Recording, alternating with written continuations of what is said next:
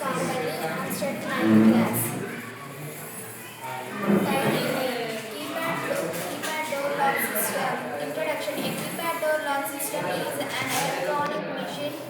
electronic system designed to secure and control access to a door. Components: Arduino board, keypad, servo motor, power supply, buzzer. Working principle: user enters password on keypad.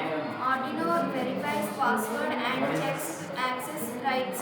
If our Arduino rotates servo motor unlock position, Arduino activates servo motor on position. Locks for 5 seconds. Arduino rotates servo motor back to lock position.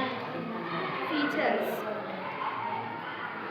secure, secure password protection, access control and login, alarm system, remote monitoring and control, customizable access rights, applications, home security, industrial